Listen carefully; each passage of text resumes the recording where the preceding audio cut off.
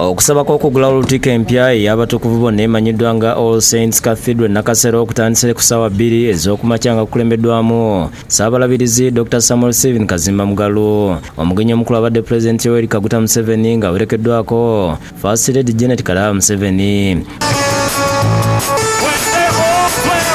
Emikolo gibadde 3 mu gumu okuli okugulawo yeekaalu empya amatiribona, okukuza olunaku lwa All Saints n'okutuuza omulabirizi omubeezi obulabirizi bwa Kampala omujja Frederick Jackson Balwa azembigere by'omulabirizi Dr. Hannington Mutebi yawumudde.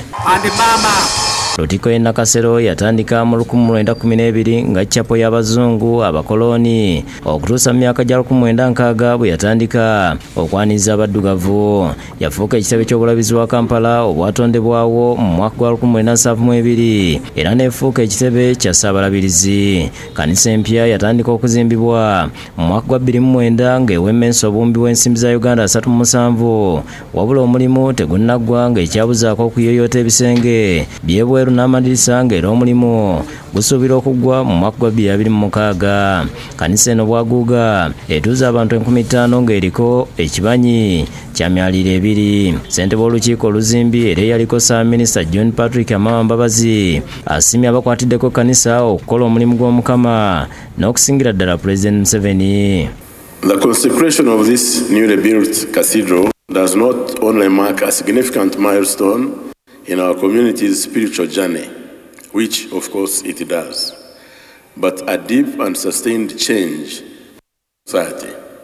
And we are deeply thankful to all the thousands of believers and well-wishers. Ssaabalabirizi Kazimba mu kwogera kwasiimye Pulezidenti Museveni okukwasizako kanisa ya Uganda okusasula ebbanja ly'ekizimbe kya General Room Church House era n'ajjukiza gavumenti okumalayo ebbanja ly'ettaka lya kanisa ery'Entebbe gavumenti lyatwala ery'obuwumbi 21. Thank you so much for supporting us to clear the Janani Room Church House debt. Now we are debt free.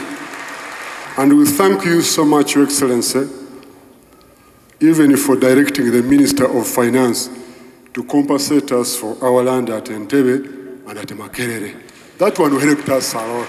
Ayongedde okusaba gavumenti okulangirira olunaku lwa Bishop Hannington ng'olw'okuwummula mu ggwanga n'ayagaliza omulabirizi omujja Balwa ebirungi mu buvunaanyizibwa bwe. Bishop Hannington Day as a public holiday is not yet sorted as you had promised to consult Your Excellency. Bishop-elect Balwa, we welcome you and we pray that God will continue to take care of you. Download the app on App Store or Google Play Store now. Vision Digital Experience, the future of media.